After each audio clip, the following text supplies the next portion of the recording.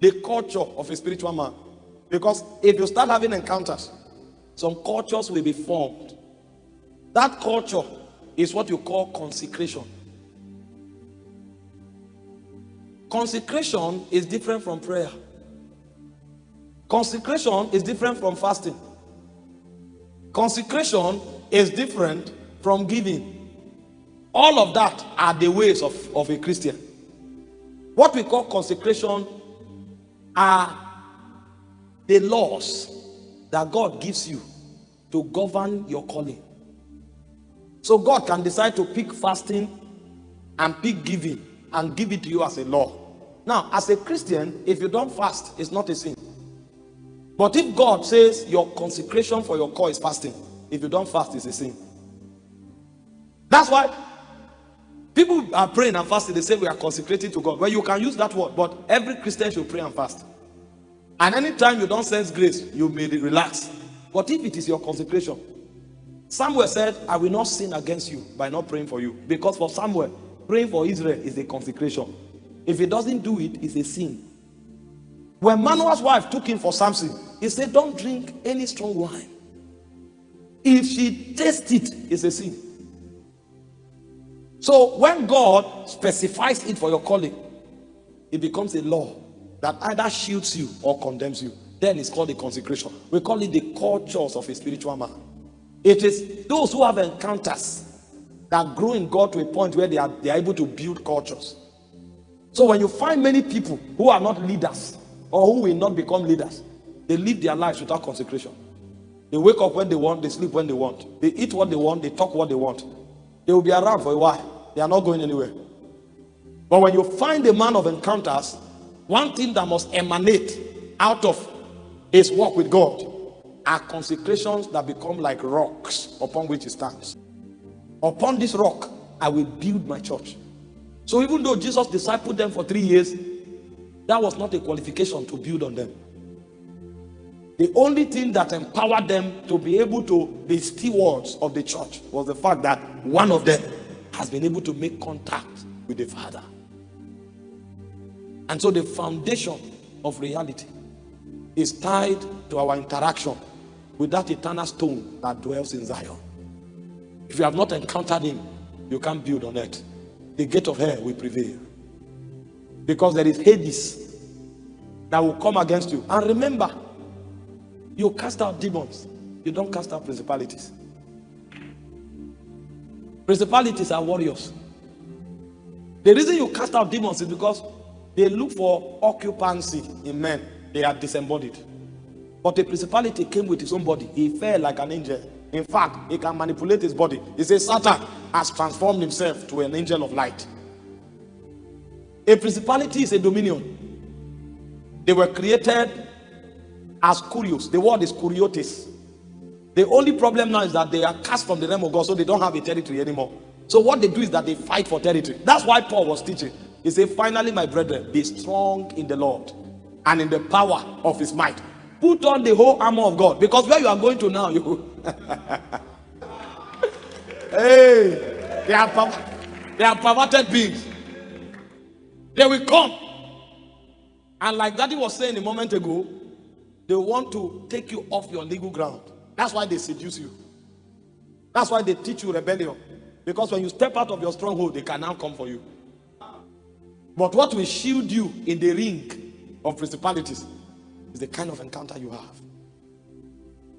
And so we want to look at 4 things that encounters do for those who are stewards in the kingdom of God. Maybe I will take 4 persons as a case study to help our understanding better. Abraham, Moses, Paul, and Jesus. Abraham is the father of faith. Moses is one of the greatest patriarchs of the Old Testament. Paul is one of the greatest apostles in the New Testament, and Jesus is our Lord. And so the first thing you will find, because I want to talk, the first thing I'll talk about on encounters is that it activates and defines the protocol of a calling. Because I want to show you the qualification for a man who is called into ministry. Because they are twofold. In ministry, you are first of all called to be with him. Then you are sent to represent him. That's Mark 3:14. There are many who are called to be with him. They now sent themselves. It will take an encounter for you to be commissioned. If you send yourself, you'll be a victim.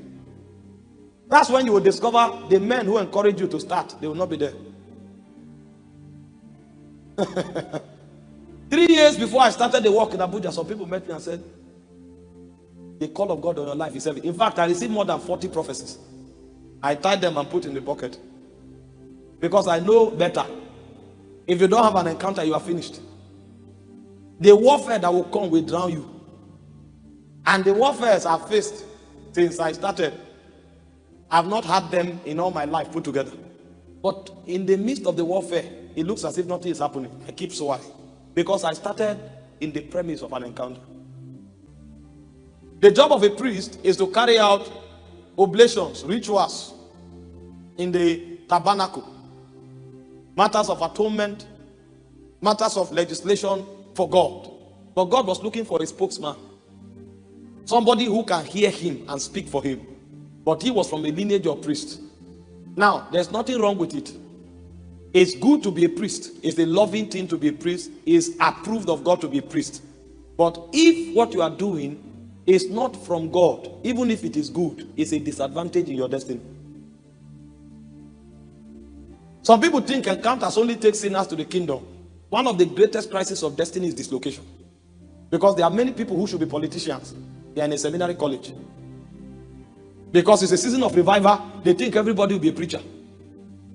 And they will do seminary and fail in destiny.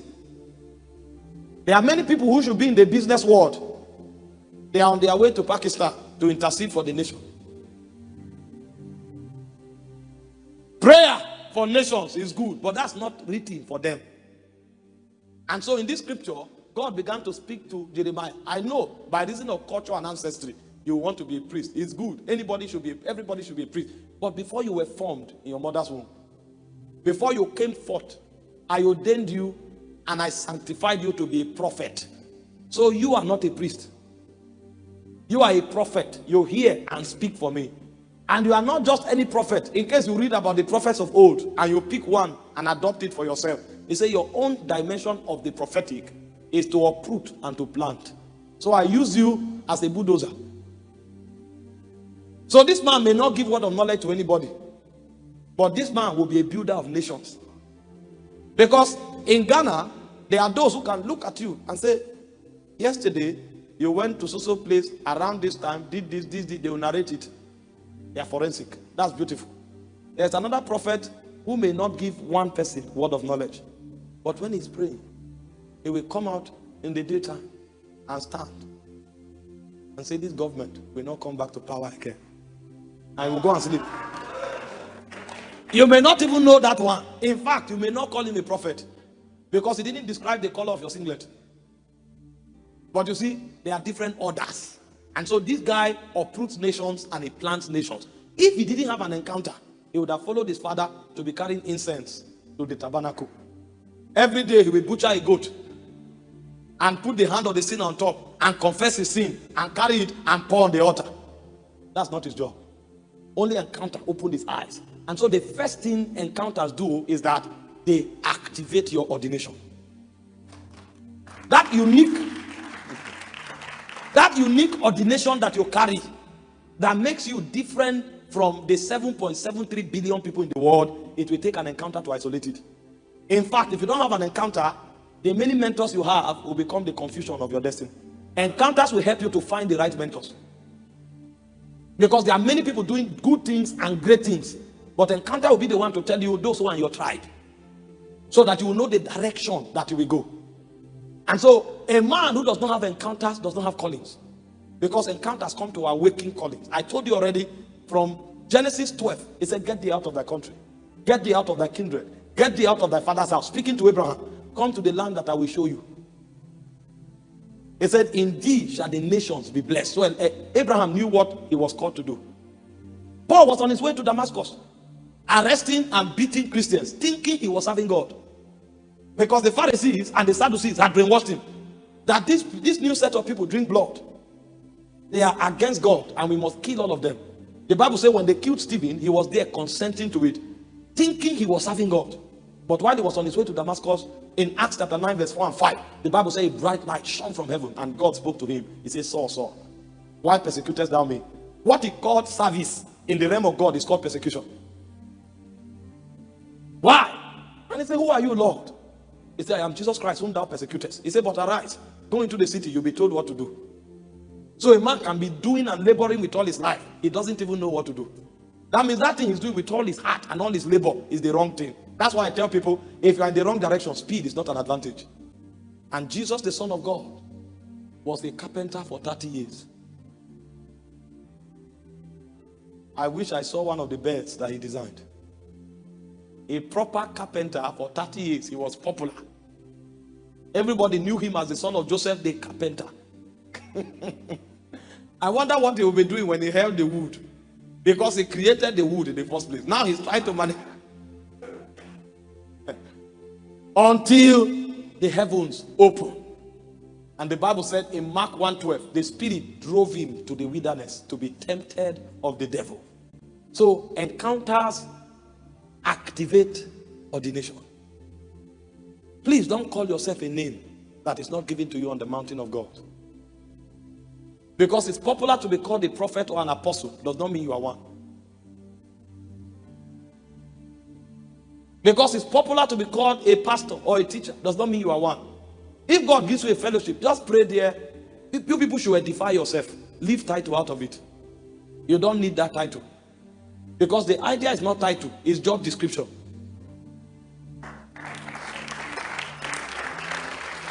Moses was keeping his father's sheep, father-in-law's sheep.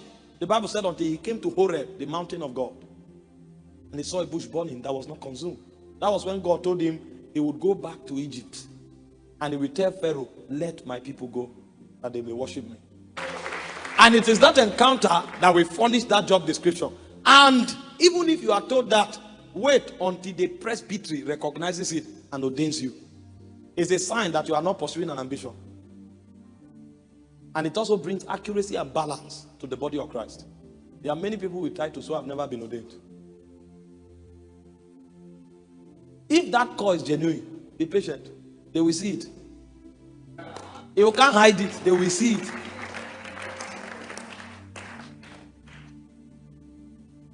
Are we together? And so on the protocol of the calling, the first thing an encounter does is that it activates your ordination. On that same mountain of encounter, something happens. Strategies are given. Or better still, divine mandate is given. So it's important for every minister to know their mandate and to work accordingly. That is what encounters do for you. And this is not speaking against inspiration. If you have a similar calling with someone else, he can inspire you to do greater things.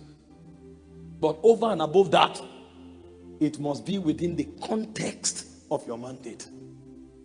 The reason you find competition, restlessness, animosity, malice, gimmicks in church is because people don't know their mandate. If you know your mandate, it will bring you rest. If you know your mandate, it will bring you authority in your calling, accuracy in your delivery. But too many people don't know their mandate, and because they don't have encounters. They looked at what is raining, they started. When they now started, they discover they need wisdom. And because it was not a spirit that initiated it, they become stranded. So they shuffle things like a buffet. The reason there is so much competition in the church is because men have no encounters and men have no well-defined mandates. If what was shown you on the mountain is for you to travel around and represent God, why will I be moved if you're on every poster if that is not what was told me? If both of us had encounters and I was told that my job is to pray for the nation from a prayer mountain, Whether you are in America today, in Congo tomorrow, in London next tomorrow, it doesn't mean anything to me. Because in my own mandate, I was already told to squat somewhere praying. I will only be troubled if the grace for prayer is reducing. Because the grace to travel is not allocated to me. When my mandate was defined, I was asked to pray. And so I will only have a problem if I'm not praying. But because people don't have encounters and their mandates are not delivered, people are trying to do what is popular. And so if one person begins to organize weekly meetings, everybody begins to organize weekly meetings. If one person is traveling about, because they feel that that traveling is more popular and bringing more honor, you'll find men of God go to different conferences. They are not going to be blessed. They are going to exchange numbers with other pastors and explain their ministry. So everybody they sit with, there are 6 sessions in the conference. They sit with people who look clean. Hello sir, how are you doing? God bless you. My God, how is the ministry? It's doing well. My name is Apostle this. My name is Prophet this. By the grace of God, I had a church in New Accra, and God is helping us. We did this, we did that. Please, let's exchange number. If it is the will of God, we will connect. Oh God, relax. It's not the will of God, it's your will. And so they leave one conference with 8 phone numbers. As they reach home, they send the message. My God, what a conference we had. It was an honor meeting with you. Thank you so much. I feel this connection in my spirit. I feel this strong connection in my spirit. I don't know. I'll be in your city next month. If you have a meeting, I'll love to attend. But even if you don't have a meeting, we can just gather, pray together. So that him too will have posters. Meanwhile, this is an intercessor.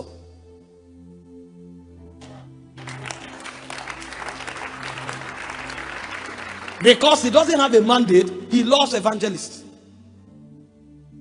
He will now organize 3 crusades. Out of these 3 crusades, he will run out of the city because he's owing the bank 2 million. Meanwhile, the person who is the evangelist, somebody dashed him a truck. Somebody bought crusade equipment. He says there is a crusade. People are sowing from different nations. He doesn't even know them. He doesn't even have enough time to call them and say thank you. They partners on their own. God puts it in their heart. They take their money and give him to do the crusade. Meanwhile, you, God didn't tell you to do crusade. The little money God gave you, that you should have bought a generator and be praying so that where there is light, you gather that money together, you carry your father's land, go and give him in the bank as collateral, and you borrow money. And when you organize 2 crusades, you have to run from the city because you would have stolen from people and you can't repay. This is why ministers have high blood pressure. When you ask them, they say the ministry is hard. They mean the ministry is not hard. There is labor in ministry, but at the same time, God gives rest. The second thing Encounter will do for you in the protocol of the calling is that it will define your mandate. Abraham knew he had to come out and go to a land.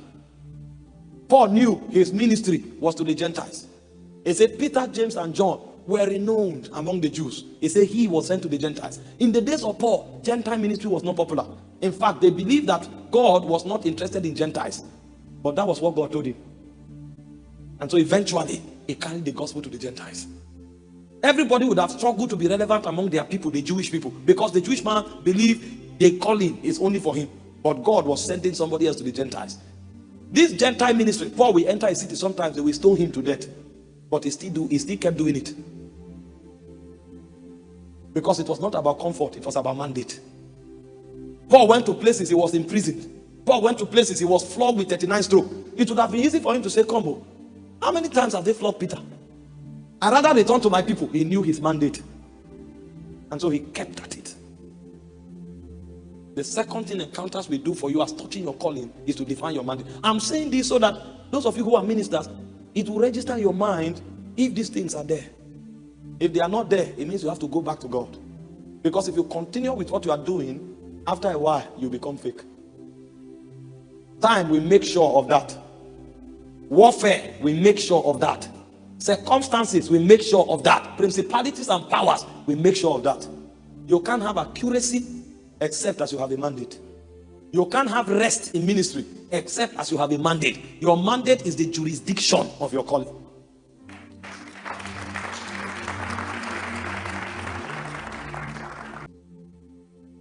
strategies. If you look at these three persons I called, Abraham's strategy was separation. Get thee out of thy country. Get thee out of thy kindred. Get thee out of thy father's house. That's not wise, mentally speaking.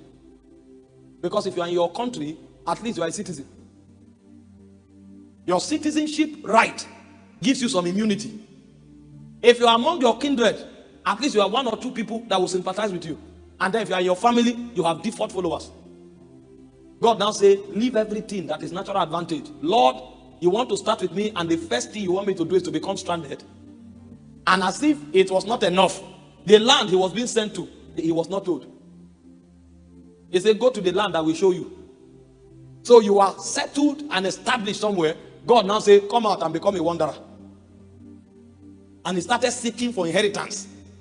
Why don't you just establish me here? Is this not land? I thought land is soil. But there has to be a strategy given from Encounter, so that God can be glorified. Moses' strategy was trust, obedience, and purging. Moses had to trust God to go back to the Pharaoh he ran from. And Moses had to obey God's commandment. And Moses also had to purge the children of Israel to be able to enter the inheritance. And see the way God told him. He said, when you get to your people, he said, as you are going, you will meet Aaron on your way. He will be your mouthpiece. Number two, he said, when you go to Egypt, go to the elders first. Tell them what I've told you. He said, what if they doubt me? He gave him 3 signs. He said, now, after you have spoken to the elders, take Aaron and the elders and go to Pharaoh. If you don't have a strategy, you will go first to Pharaoh and say, I've met God. The outcome will be different. Even when God said, drop your staff, and he dropped it, he said, pick it by the tail. Because if you are not careful, the same power God gave you will kill you. Because if he picked it from the head, the serpent would have shown him that this is not drama. Pick it by the tail. When it has to do with destiny, specificity is too important. Destiny is not something you stumble on and say, this may work, that may work. Your life is lived once. Any casualty is forever and ever. The strategy that makes you effective in delivery of ministry is only Encounter that will give you that strategy. And so when you find people asking questions about everything, they didn't meet God. There's ambition they are pursuing. It's not because they are not called, but perhaps they've not arrived Horeb. And thank God today is 40 days, because 40 is the journey to Horeb. Yes. Horeb is a 40 days journey. And so today, God will hit us strong. It will be heavy. It will be heavy. This night will be heavy. Horeb. We've come to Horeb.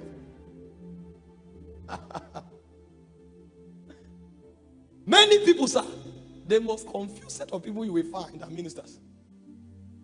Because not many way to hear God. They just see something, they jump into it by ambition. And they try to pacify themselves that it's the work of God. It's the work of God. No, there's a how to do the work of God. He said in 1 Timothy 3:15, he said, that you may know how to conduct yourself in the house of God, which is the ground and the pillar of truth. There is a how to operate in God's house. You don't just do things anyhow in God's house. He said to Moses, build according to the pattern that was revealed to you on the mount. Don't just build anything. I won't endorse it. When Noah was building the ark, he gave him lengths. Measure it. Don't just couple wood together and say, God said I should build a boat. How did he say you should build it?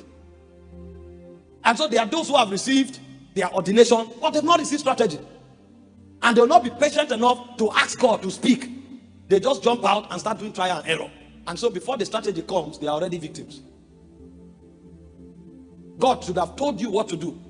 But you said, I saw God. God told me I'm supposed to start a prophetic ministry. Before the strategy came, you have borrowed money. They've already called you a thief. You've lost your integrity. And ministry runs on integrity. Meanwhile, if you have waited, God wanted to send you to Zarephath. There's a widow there to sustain you, or you didn't wait. That's why many ministers are in trouble. No strategy from Zion. That is working for A does not mean to work for you. That is the funny thing about spirits. It's so strange. So strange. God commands one person, he does something. He didn't command another person. The person does it and dies. And then you are wondering, why? He created every one of us to have a personal relationship with him. And so strategies are formulated. Paul's strategy is discipleship and church planting. The first apostles sat in Jerusalem. Church became big. They say, ordain deacons. Let's manage ourselves. Paul said no. The one God told Paul is, go to this city, start a church. Leave it, go to the next city, start a church. Ordain elders. All of them, apostles of Jesus, strategies different.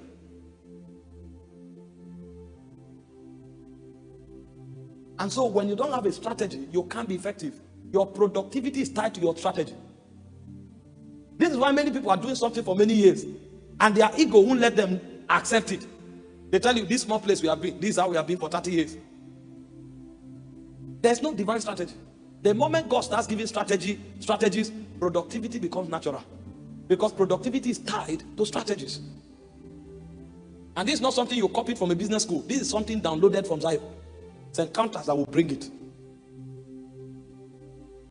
Two things that strategy does that for you is that it makes you invincible. Because if you are doing it how God says to do it, the devil can't trap you. And then the second thing strategy does is that it keeps God in charge. Because he's the one giving the directives. That's why you will never hear a man of God say, my ministry, my church. Because it's God. God is the boss. God is the one running it. So strategy makes you invincible. And strategy also keeps God in charge. And then finally, you have your location, or what we call divine allocation. Everybody God sends who has an encounter with God as touching ministry knows exactly where God sent him. Location is not something where you are choosing. If you try that, you become Lot.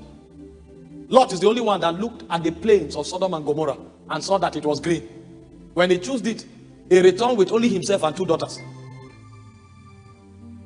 You don't choose ministry location by what suits you or what seems positive. Encounters grant empowerment.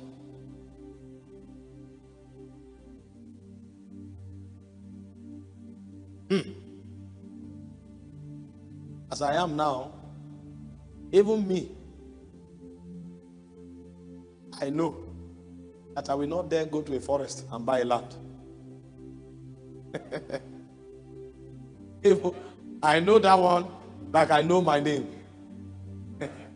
In fact, I will not plant the fellowship where I can't easily find buses to bring people.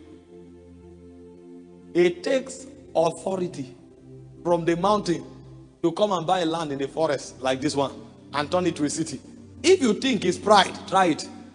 They will pick your dead body from that forest if birds have not eaten you up. We are arrogant people. You see somebody doing something, you weigh his age. This person is 25. If he's doing this, I should do this. It's not age. There's difference between age in time and age in light.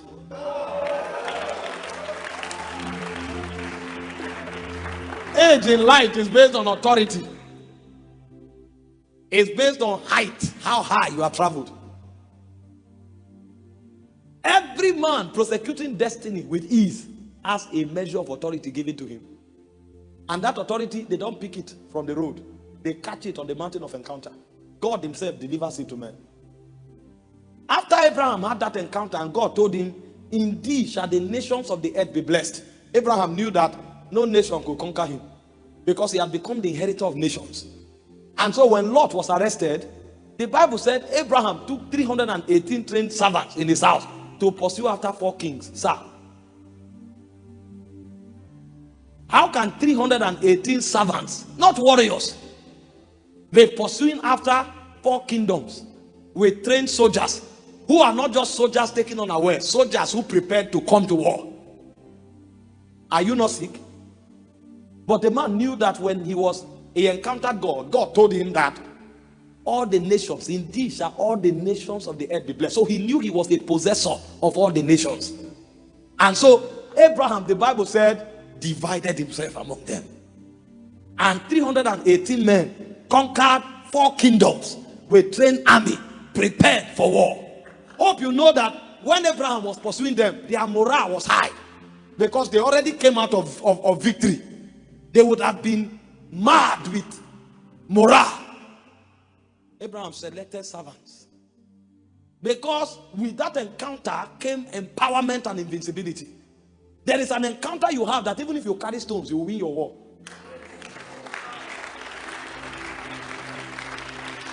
That's what Abraham carried. It is not tactical and it is not logical to carry servants to confront soldiers. Soldiers who are men of war. Because in those days, soldiers, they don't just engraft you at the latter stage of your life. When Goliath was to be defined, Saul told David, he said he was a man of war from his youth.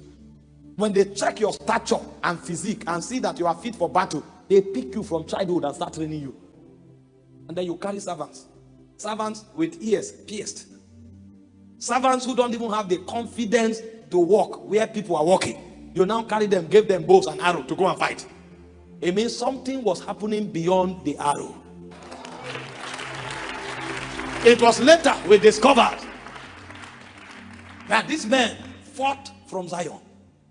They didn't fight from it, because eventually it became the pattern of the Israeli people. They learned it from Abraham. When Moses was fighting the Amalekites, he sat on the mountain, lifted up his hands, and so long as his hand was up, Joshua was winning. They fought with another technology. The Bible spoke about David. He will always consult with the Urim and the Thummim. And when he receives signal, even if he carries stones and pursue you, you are in trouble. But you can't have that level of authority unless you have encounter.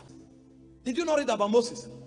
He ran from Pharaoh, but God told him, return to Pharaoh. But when Moses was returning, he wasn't returning as the same Moses.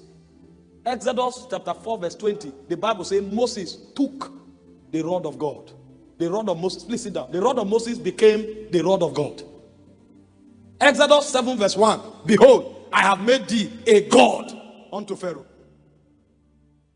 He didn't become a God in the Bible school. Thank God for Bible school. They will teach you the ways of God. They will teach you doctrines, teach you the oracles of God. But authority does not come from Bible school. It comes from encounters. Your rod will not change to a serpent in the Bible school. It will change on the mountain of encounters. And so when a man is walking, please don't weigh him by his size. Weigh him by his authority. Weigh him by his encounters. There are certain men, God told them in their encounter, he said, you will never beg. When you see that man preaching and saying, nobody here can help us, don't be quick to repeat it. Yours will be an echo.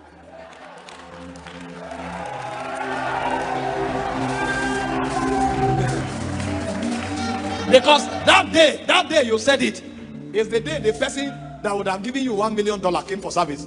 You say, this is a proud person. I'll go and donate this money to an orphanage. You just sent your money away because you heard somebody with an encounter speak. You now came to echo it. An echo is never an original sound.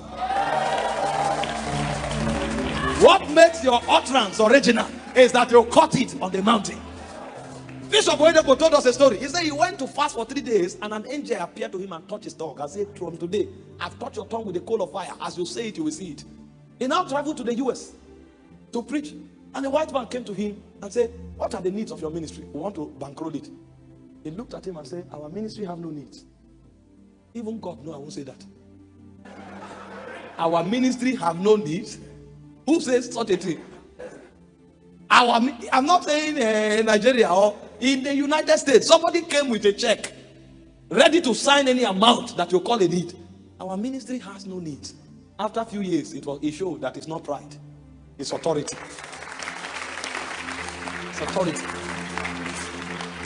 People should motivate you, but speak from your encounters. Because there are certain things you say, you will reverse your destiny by 5 years.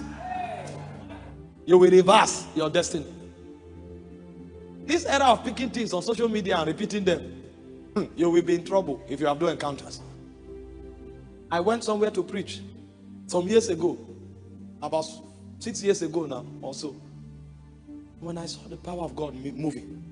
And I remembered a man was binding territorial powers. I have authority over demons. But I know it takes revelation and holy life to fight territorial spirits. Jesus said, the prince of this world cometh to me and findeth nothing. If they find something, you can't be lying and contending with territorial spirits. You will be shocked. You can't be fornicating and contending with territorial spirits. You can't be disobeying God and contending with territorial spirits. I remembered what the man said. And I said, I bind the prince of the powers of the air over this region.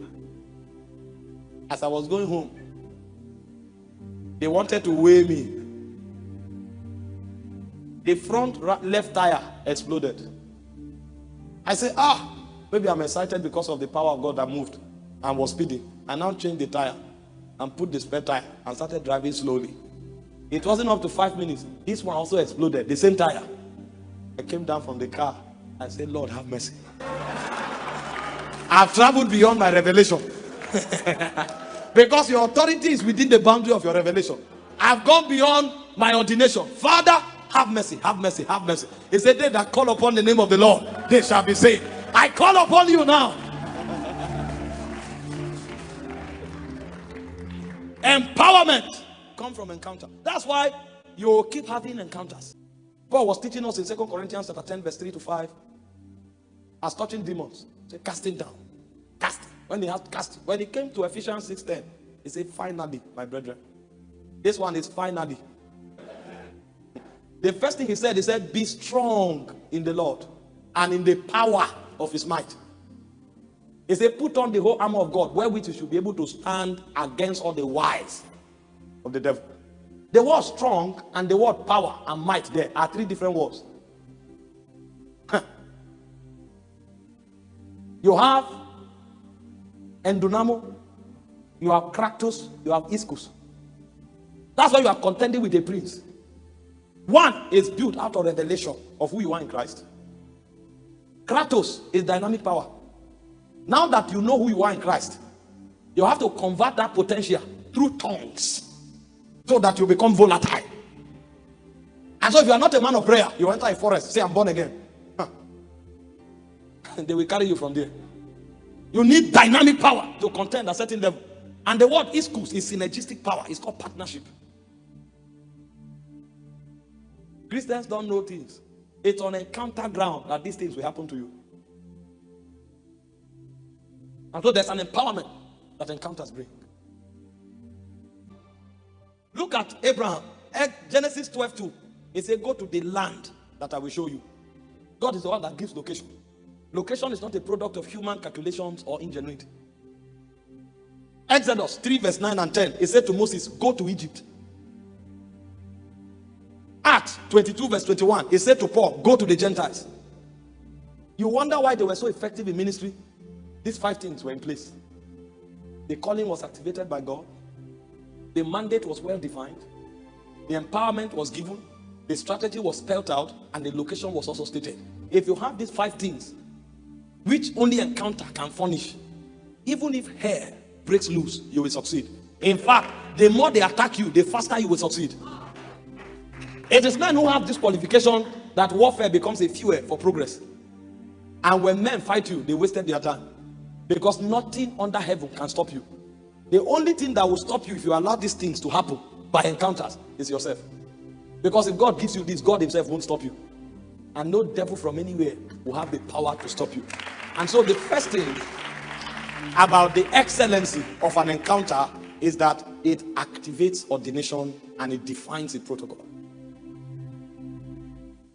The second thing about encounters is the formation of spiritual cultures. And I told you the reason spiritual cultures are formed is because encounters will help turn your attention from the earthly to the heavenly, from the mundane to the eternal. And because encounters will turn your affection to the eternals, it will create in you something that will make you keep accessing the eternal. And so when you find a man who plugs into God until he begins to flow from God's realm, that thing will become a culture in his life. I heard God's servant speaking yesterday, and he was talking with strictness and vehemence. The midnight watch. You see, this is the time. Spiritual men are strange people. How can you be in service for close to 6 hours and we are still insisting that there will be midnight watch? You can't do without it, because that's when you pick sound and you have been consistent with it for a long time that you cannot but do it. Even your body is trained to operate like that. There's no book you will read from anywhere to build this. If you think it's a joke, go to Netherlands Business School, come back. There are frequencies that you traffic in the spirit. And if it is 5 a.m., that sound comes. Even you know that every day you must be awake by 5. If you are awake by 5 for a long time, it will become your culture. So what encounters do is that they build certain cultures into your spirit, and those cultures become your consecration. And that's where your strength lies. If the devil wants to destroy you, he will break your consecration. That's what they do, because they know that your consecrations were born out of your encounters. And if they are able to destroy your consecration, your encounter will stop. And if your encounter stops, even you know you are not intelligent enough to do what you are doing. Demons are wise. They are creatures of ages past. But many, they've not labored in the spirit sufficiently to catch encounters and to build a culture there. You know, I mentioned to you yesterday that when you start ascending, there are 5 things you will touch, or there are 5 realms you will get to. The first realm you get to when you start ascending is to break distractions and earthly things off your soul. That's the hardest part of prayer. When you come to the altar, anxiety will come, the house rent will come, the lack of food will come, what people said about you, how they accused you wrongly, all of those will be coming to pull you down. If you pray and you're able to break it off, you become light. Yes. And let me explain something to you. You have not known prayer until you're able to break out of this realm. Because prayer is a vehicle in the spirit. And the first thing he wants to achieve is to connect you to the eternal realms. And so the first thing that will happen to you when you really start praying is that you will break off the influences of the earth from your soul. That's the first layer of ascension. The second layer of ascension is the realm of stamina. And stamina in the spirit is focus. That's why Daniel was speaking. He said, for 21 days, I remained in prayer. The prayer was answered, but the angel was interrupted. The guy didn't move. He kept his gaze in heaven until the angel came and said, I was made to fly swiftly to give you skill and understanding. The effectual fervent prayer, the word effectual there is well-tailored, well-focused, specific kind of prayer.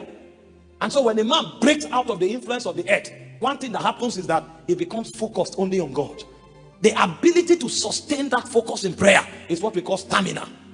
A man who has not broken out of earthly influence cannot be focused. He will pray, his mind will go here, his mind will go there, his mind will go there. You will labor. The first input of spiritual discipline in prayer is to break the influence of the earth. When you break it, then you enter stamina. Stamina is focus. You face that one thing and you are zeroing into it, you are pressing into it. If you do that, after a while, the third thing will happen. Your spirit will start being charged. That's what it means when he said, you dearly beloved, building of yourself by what? Praying in the Holy Ghost. Building yourself like an edifice means to charge your spirit. Because when you start zeroing into God, something will happen. The energy from the realm of God will start enveloping you. And so when you pray for a while, you who came to the altar weak, a point will come, you become like a lion. Even you know it's not food. This one is not food walking. It's called elutero. It's the energy of sons. It comes from the presence of God. It's a times of refreshing. They come from the presence of the Father. So when you pray for a while, you become wild. That realm is where your weapons are activated. So if there's an anointing in your spirit, it can flow. It will flow that time. If you are prophetic, your radar will on. Because everything locked on your inside will come alive. And if you are praying at that realm, you will discover that your body will start operating under strange sensations. So you'll find some people, when they are praying, their hands are like this. Even they don't know when they picked it. It's a weapon. It's a weapon of war. And when they start praying, and their hands begin to, anything they say that time, it will happen. Even the devil knows. Parakakat, Zezek, Talila, Hadinakada, Kadida. When you are praying, just wait until you are charged. When you are charged, you are no longer a man. You have become a battle axe. Ziza. When your hands start, that time you can judge. It's the technology in the spirit. Sometimes when you are praying like that and you are charged, you'll be denatured. You will start walking like this. Kai. Lelesh Kaito. Barak Nedadita Anda. Zize Zeze. Tatilia Tagos. Ragogo Shagagada. Mare Shak. Bailele. Uruata. Maila Nomake. Efuvai Dia. Susasina Karote. Hey! We are not normal. See, we are not normal. Our propensity is in the spirit. But many times you will climb to wear it. You will climb. Paul said in 2 Corinthians 5:2, he said, for this cause we grow, that we may be clothed with our heavenly tabernacle. Some of you, if you are clothed, you will discover your garment is fire. Your garment in the spirit is fire. Some of you, your garment is light. Those who wear light, they are carriers of wisdom. That's why when they pray, they must come with answer. The Bible said, Daniel said, give us time. There's a God that reveals secret. And as the man prayed, he entered the chambers of wisdom and chronicled, profiled the dream of the king. We are not normal, but our advantage is in the spirit. But many can't climb. Distraction is still holding them. That's why, listen, if you notice, when you start praying and the devil wants to trouble you, stand up. When sleep comes, if you need to put your leg in water, put it there and pray until you charge up. When you charge up, you become a prince. You are not normal. Who told you you can be defeated? Who told you? Did you not read? The Bible said Abraham divided himself. Abraham became 318 men. He carried 318 men. He distributed himself into them. Where did he learn that technology from?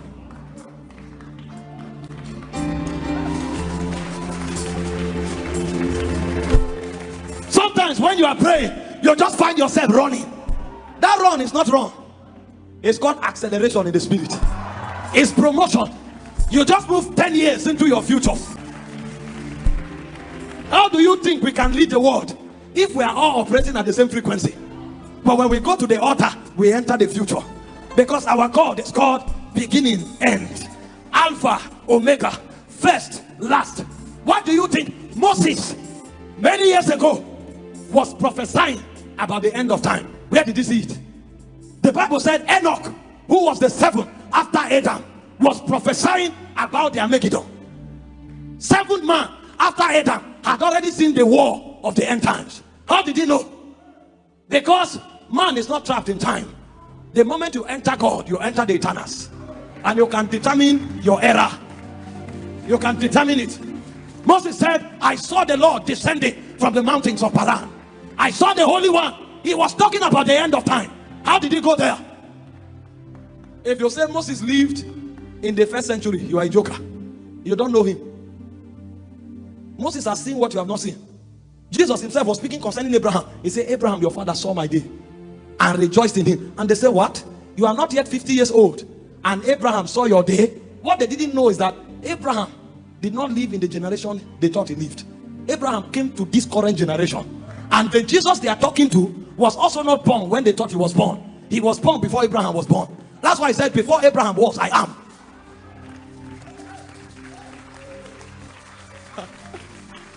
Prayer is one of the greatest weapons of the church. But men can't ascend. If man says he's a pastor, he prays once in a week. So he's outdated. Even the sermon is outdated. The wisdom is outdated. Devils and demons are ahead of him. Before he came to church, they have programmed the whole month. And he's struggling. And he says he's struggling. Whereas, what we should do is before the year starts, we have entered the end of the year. And so everything the devil is planning, he came late. Did you not read? Paul said these things are kept for your glory. He said we speak wisdom amongst them that are perfect. It's not the wisdom that man teacheth, nor the princes of this world. That means Paul was talking a dimension that is superior to men and superior to principalities. He said we speak the hidden wisdom of God. And he said they are kept for your glory. That means your glory is tied to your access to light. You can't be defeated. As you leave this place, you will start functioning in dimension superior to your generation. Even the devil knows that we are strange beings. He said you were carefully and wonderfully made. Terribly and wonderfully made. You know who was talking? It was the one who made you that was talking. Because no other person was there when you were made. Too much propensity submerged because men are dwarfed in the earth realm. Ascend. Come up hither. Come up hither and pursue encounters and see what becomes of you. Because when you get to the realm of the charge, the anointing begins to flow out of you like a river. Wisdom flow out of you like a river. Everything you are made of begins to flow, because out of their bellies shall flow rivers of living waters. And then from that realm, the voice of God can call you up. It's from that realm that you enter the realm of the voice. He now summons you. And then when he summons you, you come into the judgments of God. That's when they give you scrolls and you represent dimensions. It is that height that is called age in the spirit realm. When God brings you deep enough to the ancients and you can see the scrolls, that's when you become a patriarch. Because anything you carry from there, you become a manifestation of that dimension. That's where Abel went to. And Abel understood sacrifice. And so in the spirit realm, Abel represents sacrifice. It was because of Abel that atonement was possible. Because Abel was the one that pioneered sacrifice as the basis of pleasing a spirit that is immortal. And so when man fell and God wanted to atone himself, he had to use the gateway of sacrifice that Abel produced. So Jesus' death on the cross is an operation in the order of Abel, because he opened the gateway of sacrifice. A patriarch is not just a father, he's a pioneer of a dimension. That's why I said, I write unto you, fathers, because you have known him that is from the beginning. So the age of a patriarch is the fact that he has entered the judgments of God. That was where Abraham went to, and he pioneered the order of faith. And the way you please the spirit is to believe him. Believing a spirit is superior to giving him a gift, because every spirit is desperate to be trusted. Because the life of a spirit is in his word. And so when a spirit gives you his word and you can trust it, you become the friend of that spirit. And so today, the only basis by which we can relate with God is by faith. When they say without faith, it's impossible to please God, he was talking about Abraham. Because Abraham pioneered the order of faith. They are called patriarchs. It was Moses that pioneered faithfulness. They said Moses was faithful in all of the house of God. And that's why I say a faithful man who can find. Because they are scarce. Because faithfulness means substituting your own will for the will of another and giving your life to prosecute it. Not everybody has that kind of power in the spirit. But those things are in the corridors of judgment. They are scrolls. And so when they give it to you and you read it, you become it. But men will journey there. It's when you get there that you become a father. You are not a father because you have spiritual sons. Popular people now have many spiritual sons. What do you represent in the spirit? Hey,